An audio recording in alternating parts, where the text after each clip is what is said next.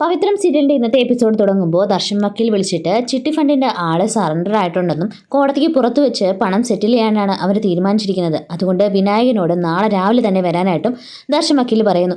വേദ ഇക്കാര്യം രാവിലെ തന്നെ വിനായകനോട് പറയുമ്പോൾ വിനായകൻ ചോദിക്കുക, സത്യമാണോ വേദ? അപ്പോൾ വേദ, പിന്നെ ഇക്കാര്യത്തിൽ ഞാൻ വിനയേട്ടനോട് കള്ളം പറയുന്നു തോന്നുന്നുണ്ടോ? രാവിലെ 11 മണിക്ക് തന്നെ പോലീസ് സ്റ്റേഷനിൽ ചെല്ലണമെന്നാണ് ദർശൻ പറഞ്ഞിരിക്കുന്നത്. ഇത് കേൾക്കുമ്പോൾ പെട്ടെന്ന് വിനായകൻ ചോദിക്കുക, അല്ല ദർശൻ വക്കീലിന് എന്തെങ്കിലും കൊടുക്കണ്ടേ? വേദ പറയാം, എന്തെങ്കിലും അല്ല, ദർശന്റെ ഫീസ് എത്രയാണെന്ന് ചോദിച്ചിട്ട് അത് തന്നെ കൊടുക്കണം. വെറുതെ ഇതൊന്നും ചെയ്തു തരേണ്ട കാര്യം ദർശനില്ലല്ലോ. അതുകൊണ്ട് എന്താന്ന് വെച്ചാൽ ചോദിച്ചും കണ്ടും കൊടുത്തേക്കണം. ഇത് കേട്ടുകൊണ്ടാണ് നന്ദിനി വരുന്നത്. നന്ദിനി ചോദിക്കുക, ആർക്ക് എന്ത് പണം കൊടുക്കുന്ന കാര്യമാണ് നീ പറഞ്ഞത്? അപ്പോൾ വേദം ഒന്നും വിടാതെ പോകുമ്പോൾ നന്ദിനി വിനായകനോട് ചോദിക്കുക, ആർക്ക് പണം കൊടുക്കുന്ന കാര്യം അവൾ പറഞ്ഞിട്ട് പോയത്? അപ്പോൾ വിനായകൻ ആ ദർശൻ വക്കീലിന് പണം കൊടുക്കുന്നതാണെന്ന് പറയുമ്പോൾ നന്ദിനി പറയും, ദർശൻ വക്കീലിനോ? അങ്ങേര് കാരണം പണവും പോയി, ഉള്ള പണവും കിട്ടിയതുമില്ല, എന്നിട്ട് അങ്ങേർക്ക് ഫീസ് കൊടുക്കുന്ന കാര്യമാണ് അവൾ സംസാരിക്കുന്നത്. അവൾ ആള് കൊള്ളാലോ, ചുമ്മാ ഒന്ന് പോലീസ് സ്റ്റേഷൻ വരെ വന്നതിന് അയാൾക്ക് ഫീസ് കൊടുക്കാൻ പോവല്ലേ? അപ്പോൾ വിനായകൻ ചോദിച്ചു, നീ പറഞ്ഞു തീർന്നോ? നന്ദിനി പറയാം, തീർന്നിട്ടില്ല, ബാക്കി അവക്കാം, ഞാൻ അവളോട് പോയി രണ്ട് സംസാരിക്കട്ടെ. അപ്പോൾ വിനായകൻ പറയാണ്, ഇടീ മരപ്പോത്തെ, അതൊന്നും അല്ല സംഭവിച്ചത്. നമ്മുടെ കാശ് കോടതിക്ക് പുറത്ത് വെച്ച് തരാമെന്ന് അയാൾ ഏറ്റിട്ടുണ്ട്. അങ്ങനെ ചിട്ടി ഫണ്ടുകാരൻ സറണ്ടർ ആയിട്ടുണ്ട്. ആ കാര്യം വേദ പറഞ്ഞത്. ഇത് കേട്ട് നന്ദിനി പറയാം, ആ ദർശൻ വക്കീലിന്റെ ഫീസ് എത്രയായിരിക്കും? വലിയ വലിയ വക്കീലിന് ലക്ഷങ്ങളാണെന്നാ പറയുന്നത്. ഇത് അവള് കാരണം ആ ദർശൻ വക്കീലാണ് വന്നത്. ഇനിയിപ്പോൾ ലക്ഷങ്ങൾ അയാൾക്ക് കൊടുക്കേണ്ടി വരുമോ? അപ്പോൾ വിനായകൻ പറയാം, എന്തായാലും ഞാൻ പോലീസ് സ്റ്റേഷനിലൊന്ന് പോയിട്ട് വരാം, എന്നിട്ട് ആലോചിക്കാമല്ലോ. അപ്പോൾ നന്ദിനി പറയുകയാണ്, അങ്ങനെ നിങ്ങൾ ഒറ്റയ്ക്ക് പോകണ്ട, ഞാനും വരുന്നുണ്ട്. അപ്പോൾ വിനായകൻ പറയാം, നീ എന്തിനാ വരുന്നത്? നന്ദിനി, ഒന്നാമത്തെ കാര്യം പണത്തിൻ്റെയാണ്. പിന്നെ നിങ്ങളോട് അയാൾ വില പേശിയാലേ, പണത്തിൻ്റെ കാര്യത്തിൽ വില പേശാൻ എനിക്കേ പറ്റൂ. ഞാൻ അയാളോട് വില പേശിക്കോളാം. എന്തായാലും ഫീസിൻ്റെ കാര്യത്തിൽ അങ്ങനെ വിട്ടുകൊടുക്കണ്ട, ഞാൻ തന്നെ വില പേശാം. ചിലപ്പോൾ വേദ പറഞ്ഞിട്ടുണ്ടായിരിക്കും നമ്മുടെ കയ്യിൽ നിന്ന് കുറേ കാശ് വാങ്ങിക്കോളാൻ. അതൊന്നും നടക്കാൻ പോകുന്നില്ല, ഞാൻ ഇപ്പോൾ തന്നെ ഒരുങ്ങി വരാമെന്ന് പറഞ്ഞാൽ നന്ദിനി പോകുന്നു. അടുത്തതായിട്ട് കാണിക്കുന്നത് പോലീസ് സ്റ്റേഷനിൽ നന്ദിനി വിനായകൻ നിൽക്കുമ്പോൾ പെട്ടെന്ന് ദർശൻ അവിടേക്ക് വരുന്നു. അങ്ങനെ ദർശൻ അവരെയും കൂട്ടിക്കൊണ്ട് SI സാബുവിനെ കാണാനായിട്ട് ചെല്ലുമ്പോൾ സാബു പറയുകയാണ്, അവരിപ്പോൾ SP ഓഫീസിലാണുള്ളത്. കോടതിക്ക് പുറത്ത് SP ഓഫീസിൽ വെച്ചാണ് പണം സെറ്റിൽ ചെയ്യാനെന്ന് അയാൾ തീരുമാനിച്ചിരിക്കുന്നത്.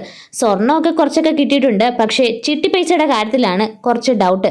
എന്തായാലും ചിട്ടി ഫുൾ അടച്ചിട്ടുള്ളവർക്ക് പണം കൊടുക്കാൻ തന്നെ അയാൾ തീരുമാനിച്ചിരിക്കുന്നത്. ഇന്നലെ മുതൽ കൊടുത്തും തുടങ്ങിയിട്ടുണ്ട്. പിന്നെ ഒരു കാര്യം, 6 ലക്ഷത്തിൻ്റെ കുറിയാണെങ്കിലും നിങ്ങൾക്ക് 4.25 ലക്ഷം രൂപയെ കിട്ടത്തുള്ളൂ. പലിശ അത് വിട്ട് കളഞ്ഞേ പറ്റൂ. കുറേ പേപ്പറിൽ നിങ്ങൾ ഒപ്പിട്ട് തരികയും വേണം. നന്ദിനി 1.25 ലക്ഷം രൂപ പോയോ എന്ന് പറയുമ്പോൾ പോലീസുകാരൻ പറയുകയാണ്, അത് പിന്നെ പലിശയല്ലേ, അത് വിട്ട് കളഞ്ഞേ പറ്റൂ. എന്തായാലും വിനായകൻ പറയുകയാണ്, എന്തായാലും ഇത്രയെങ്കിലും കിട്ടിയല്ലോ, അത് തന്നെ വലിയ കാര്യം. അങ്ങനെ ദർശൻ വക്കീൽ ആ ഫയലിലൊക്കെ ഒപ്പിട്ട് കൊടുക്കുന്നു. അങ്ങനെ സാബു പറയുകയാണ്, ഇനി നിങ്ങൾ SP ഓഫീസിൽ ചെന്ന് പണം വാങ്ങിയാൽ മതി, വേറെ ഒരു ഫോർമാലിറ്റീസും ഇല്ല എന്ന് പറഞ്ഞ് അവരവിടെ നിന്ന് പറഞ്ഞു വിടുന്നു. അങ്ങനെ വിനായകനാണെങ്കിൽ ഓടിച്ചെന്ന് ദർശനോട് പറയുകയാണ്, അല്ല സാറിൻ്റെ ഫീസിൻ്റെ കാര്യം അതൊന്നും കുഴപ്പമില്ലെന്ന് ദർശൻ പറയുമ്പോൾ വിനായകൻ പറയാം, അല്ല വേദ പ്രത്യേകം പറഞ്ഞിരുന്നു ഫീസ് എത്രയാണെന്ന് ചോദിച്ചിട്ട് അത് കൊടുക്കണമെന്ന്. അപ്പോൾ ദർശൻ പറയുകയാണ്, ഇങ്ങനത്തെ കാര്യങ്ങളൊന്നും സംസാരിക്കരുതെന്ന് വേദയോട് പറയണം. ഇനി അഥവാ ഫീസ് തരാനാണ് വേദയുടെ ഉദ്ദേശമെങ്കിൽ ഇങ്ങനെയുള്ള കാര്യങ്ങൾക്ക് എന്നെ വിളിക്കരുതെന്ന് കൂടി പറഞ്ഞേക്ക് എന്ന് പറഞ്ഞിട്ട് ദർശൻ അവിടെ നിന്ന് പോകുന്നു.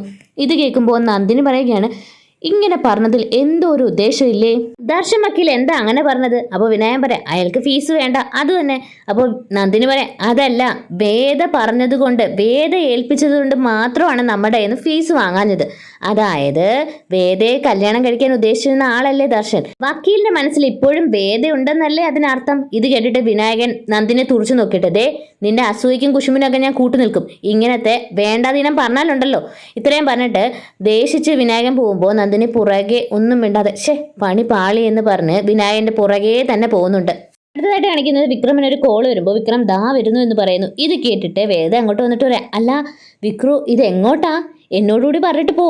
എന്തായാലും ഇടിച്ച് പഞ്ചറായിരിക്കുന്ന ശരീരമല്ലേ, ഇത് നേരെ ആവുന്നതിന് മുമ്പ് എങ്ങോട്ടാ പോകുന്നതെന്നൊന്നും അറിയണമല്ലോ. നിങ്ങൾ കുറേ വാഗ്ദാനങ്ങളൊക്കെ കൊടുത്തിട്ട് അത് നിറവേറ്റാതാണല്ലോ ഈ നടക്കുന്നത്. എങ്ങോട്ടാ പോകുന്നതെന്ന് പറഞ്ഞാൽ കൊള്ളായിരുന്നു. അപ്പോൾ വിക്രം പറയുകയാണ്, എന്ത് വാഗ്ദാനം, എന്ത് പ്രതിജ്ഞ? അപ്പോൾ വേദ പറയുകയാണ്, നിങ്ങൾ ആ സഹകരണ ബാങ്കിലെ ലോൺ ഒറ്റയ്ക്ക് അടയ്ക്കാമെന്ന് അമ്മയ്ക്ക് വാക്ക് കൊടുത്തല്ലേ, എന്നിട്ട് നിങ്ങളത് പാലിച്ചോ? ഓ, നിങ്ങൾ ഈ ഗുണ്ടക്ക് ജോലി ചെയ്ത് പണം ഉണ്ടാക്കാനൊന്നും പറ്റില്ലല്ലോ, വാക്ക് പാലിക്കാനൊന്നും വയ്യ, വീട്ടുകാർക്ക് കൊടുക്കുന്ന വാക്ക് പ്രത്യേകിച്ചും. ഇത് കേൾക്കുമ്പോൾ വിക്രം പറയുകയാണ്, ദേ നിന്നോട് ഞാൻ പറഞ്ഞിട്ടുണ്ട് അങ്ങനൊന്നും എന്നെ വിളിക്കരുതെന്ന്. അപ്പോൾ വേദ പറയാണ്, ഓഹോ, ഗുണ്ടേ പിന്നെ ഗുണ്ടേന്നല്ലാതെ ചെണ്ടേന്ന് വിളിക്കാൻ പറ്റുമോ? ഇപ്പം ചെണ്ടേന്ന് വിളിക്കാമല്ലോ, അടിയൊക്കെ കൊണ്ടിട്ടിരിക്കുകയല്ലേ, അപ്പോൾ പിന്നെ ചെണ്ടേന്നും വിളിക്കാം. നിങ്ങൾക്ക് വാങ്ങിയല്ലേ ഉള്ളൂ ശീലം എന്നിങ്ങനെ പറയുമ്പോൾ വിക്രം പറയുകയാണ്, ഞാൻ വാങ്ങിയതെല്ലാം തിരിച്ചു കൊടുത്തിട്ടുണ്ട്. അപ്പോൾ വേദ പറയാം, ആഹാ എന്തൊരു അഭിമാനം. അല്ല, നിങ്ങൾ ഈ ശ്രീകാര്യം ശ്രീനിവാസന് കൊടുക്കുന്ന വാക്ക് മാത്രമേ പാലിക്കാറുള്ളൂ, സ്വന്തം അമ്മയ്ക്ക് കൊടുക്കുന്ന വാക്കൊന്നും നിങ്ങൾ പാലിക്കുന്നത് കാണുന്നില്ലല്ലോ. അപ്പോൾ വിക്രം ഒന്നും മിണ്ടാൻ നിൽക്കുമ്പോൾ വേദ പറയാം, അല്ല നിങ്ങളിത് എങ്ങോട്ടാണ് പോകുന്നതെന്ന് എനിക്കറിയണം. അപ്പോൾ വിക്രം പറയാണ്, ഞാനേ നിന്റെ അച്ഛനൊരു കല്യാണം ആലോചിക്കാൻ പോവാ. അപ്പോൾ വേദ പറയാം, ഓഹോ എന്നിട്ട് എൻ്റെ അമ്മ അറിഞ്ഞോ? നിങ്ങളെ കണ്ടാലേ ഒരു ഫ്രോഡ് ലുക്കാ. ഈ ഫ്രോഡ് ലുക്ക് ഒന്ന് മാറി ഒരു ബ്രോക്കറിന് ലുക്ക് ആവണമെങ്കിൽ ഒരു മുണ്ടും ഷർട്ടും ഇട്ട് കുറച്ച് ചന്ദനക്കുറി ഇട്ട് കശത്തൊരു ഡയറിയൊക്കെ വെച്ച് വേണം നടക്കാൻ. അല്ലെങ്കിൽ നിങ്ങളെ കണ്ട ഫ്രോഡാണെന്നേ പറയൂ. അപ്പോൾ വിക്രമാണെങ്കിൽ ഡി കൂടുതൽ സംസാരിക്കാതെ മാറി നിൽക്കാനായിട്ട് പറയുമ്പോൾ വേദ പറയാം, എനിക്ക് നിങ്ങൾ എങ്ങോട്ട് പോകുന്നെന്ന് അറിഞ്ഞേ പറ്റൂ. വേദയാണെങ്കിൽ വിക്രമിൻ്റെ കയ്യിൽ നിന്ന് വണ്ടിയുടെ താക്കോല് പിടിച്ചു വാങ്ങിയിട്ട്, അതെ സങ്കടപ്പെടണ്ട, നിങ്ങളെ കണ്ട ഫ്രോഡ് ലുക്കൊന്നുമില്ല, വെറുതെ പറഞ്ഞതാ. അപ്പോൾ വിക്രം പറയാം, അയ്യോ ആർക്ക് സങ്കടം? എനിക്ക് സങ്കടമൊന്നുമില്ല, നീ ആ താക്കോലും തന്നെ. അപ്പോൾ വേദ പറയാം, താക്കോലൊന്നും തരാൻ പോകുന്നില്ല, നിങ്ങൾ ഇവിടെ റെസ്റ്റ് എടുത്തേ പറ്റൂ, ശരീരം അനങ്ങിയതല്ലേ, നിങ്ങളൊന്ന് റെസ്റ്റ് എടുക്ക്, അതുവരെ എങ്ങും പോകണ്ട, താക്കോല് തരാൻ പറ്റില്ലെന്നല്ല ഞാൻ പറഞ്ഞത്. അപ്പോൾ വിക്രം താക്കോല് താടി എന്ന് പറഞ്ഞ് രണ്ടുപേരൂടെ താക്കോലിന് വേണ്ടി ഇങ്ങനെ പിടിവലി നടക്കുന്നതിനിടയ്ക്ക് പെട്ടെന്ന് വേദ വീഴാനായിട്ട് പോകുമ്പോൾ വിക്രം ഇങ്ങനെ പിടിച്ച് വേദ അഴുകിലേക്ക് ചേർക്കുന്നു. ഇത് കാണുമ്പോൾ രണ്ടുപേരും പരസ്പരം ഇങ്ങനെ നോക്കി നിൽക്കുകയാണ്. പെട്ടെന്ന് വിക്രം വേദയെ ഇങ്ങനെ നോക്കിയിട്ട് താക്കോലും മേടിച്ച് വേദ തന്നെ നോക്കിക്കൊണ്ട് അവിടെ നിന്ന് പോകുന്നു. വേദയാണെങ്കിൽ സന്തോഷത്തോടെ വിക്രമിനെ ഇങ്ങനെ നോക്കി ചിരിക്കുകയാണ്. അടുത്തതായിട്ട് കാണിക്കുന്നത് വിക്രം നേരെ ചെല്ലുന്നത് ശ്രീകാര്യം ശ്രീനിവാസനെ കാണാനായിട്ടാണ്. അവിടെ വിക്രമിൻ്റെ വർക്ക്ഷോപ്പിലിരിക്കുന്ന അവിടുത്തെ ചേട്ടന്മാരും ഉണ്ട്. അങ്ങനെ എല്ലാവരുടെയും മുന്നിൽ വെച്ച് ശ്രീകാര്യം ശ്രീനിവാസൻ സാർ പറയുകയാണ്, എൻ്റെ അച്ഛനൊരു ലൈബ്രറിയനായിരുന്നു, ഒരുപാട് പുസ്തകം വായിക്കാനും പഠിച്ച് നല്ലൊരു ജോലി മേടിക്കാനും അദ്ദേഹം എന്നെ ഒരുപാട് പ്രേരിപ്പിച്ചിരുന്നു. പക്ഷേ എനിക്ക് അതിലൊന്നും ഒരു താല്പര്യമില്ല. അങ്ങനെ ഞാൻ വഴിതെറ്റിയത് കാരണം എൻ്റെ അച്ഛൻ എനിക്ക് എത്ര പണം ഉണ്ടായിട്ടും അതിൽ ജീവിക്കാതെ ഇവിടെ നിന്ന് ഇറങ്ങിപ്പോയി ഒരു വൃദ്ധസദനത്തിലാണ് ജീവിച്ചിരുന്നത്. അന്നേ എന്നെ കാണാൻ പോലും അച്ഛൻ അനുവദിച്ചിരുന്നില്ല. മരിച്ചു കഴിഞ്ഞാലും ഒരിക്കലും എന്നെ ആ ശവശരീരം കാണിക്കരുതെന്ന് അച്ഛനൊരു ശബ്ദം ഉണ്ടായിരുന്നു. അതുപോലെ തന്നെ സംഭവിച്ചു. ചിത ഏതോ അച്ഛന് പരിചയമില്ലാത്ത ആരോ ഒരാൾ അച്ഛൻ്റെ ചിത കത്തിക്കുന്നത് കണ്ട് ഞാൻ ഒരുപാട് സങ്കടപ്പെട്ടു. അച്ഛൻ എന്നെ ഒരുപാട് ശപിച്ചിട്ടുണ്ട്. ഇന്നേ വരെ അതിൽ നിന്ന് എനിക്കൊരു മോചനം കിട്ടിയിട്ടില്ല. എന്നും എൻ്റെ അച്ഛനെക്കുറിച്ച് ആലോചിക്കുമ്പോൾ എനിക്ക് സങ്കടമാണ്. അതുപോലാണ് ഇപ്പോൾ നിൻ്റെ അവസ്ഥ. ഒരിക്കലും നിൻ്റെ അച്ഛൻ്റെ ശാപം നീ ഏൽക്കാൻ പാടില്ല. അതുകൊണ്ട് ഇനി മുതൽ നീ ഇവിടെ നിൽക്കാൻ പാടില്ല. നീ എൻ്റെ അടുത്തുണ്ടാവണ്ട. നീ ഈ പ്രോഗ്രസീവ് പാർട്ടിയിൽ നിന്നും മാറുന്നു. വിക്രം ഇനി എൻ്റെ വലം കൈയായിട്ട് ഒരിക്കലും ഉണ്ടാവില്ല. നിനക്ക് പോകാം. ഇത് കേൾക്കുമ്പോൾ വിക്രം പറയാം, സാർ എന്തൊക്കെയാണ് പറയുന്നത്? ഒരിക്കലും സാറിനെ ഉപേക്ഷിച്ച് എനിക്ക് പോകാൻ കഴിയില്ല. സാർ ചെയ്തിട്ടുള്ള കാര്യം എനിക്ക് അങ്ങനെയൊന്നും മറക്കാൻ പറ്റില്ല. അപ്പോൾ പെട്ടെന്ന് ശ്രീകാര്യം ശ്രീനിവാസൻ സാർ പറയുകയാണ്, ഞാൻ പറയുന്നത് നീ ശ്രദ്ധിച്ച് കേൾക്ക്. അച്ഛൻ്റെ ശാപവാക്കുകളേറി നീ ജീവിക്കാൻ പാടില്ല. ഒരിക്കലും എൻ്റെ ഗതി നിനക്ക് വരാൻ പാടില്ല. കാരണം നിന്നെ ഞാൻ അത്രയ്ക്ക് സ്നേഹിക്കുന്നുണ്ട്. അപ്പോൾ വിക്രം പറയുകയാണ്, അച്ഛൻ അങ്ങനെ പലതും. അപ്പോൾ ശ്രീകാര്യം ശ്രീനിവാസൻ സാർ ഞാൻ പറഞ്ഞത് അത്രേ ഉള്ളൂ എന്ന് പറഞ്ഞിട്ട് സാർ അവിടെ നിന്ന് പോകുന്നു. വിക്രം ആണെങ്കിൽ ഒന്നും മിണ്ടാതെ ആകെ തകർന്ന് നിൽക്കുകയാണ്.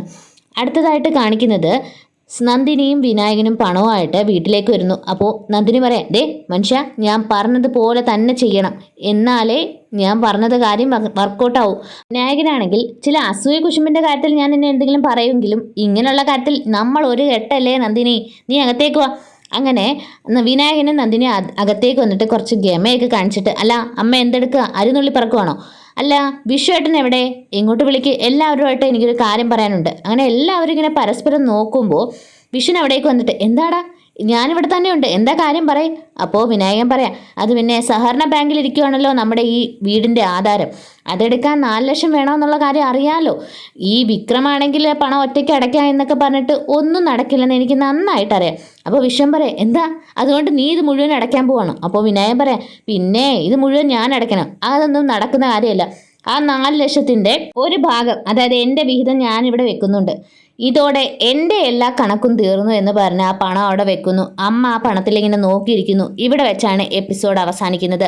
ആദ്യമായിട്ട് ചാനൽ കാണുന്നവർ സബ്സ്ക്രൈബ് ചെയ്ത് സപ്പോർട്ട് ചെയ്യാൻ കൂടി മറക്കരുത്. അടുത്ത അടിപൊളി എപ്പിസോഡിൻ്റെ റിവ്യൂ ആയിട്ട് കാണുന്നവരെ താങ്ക്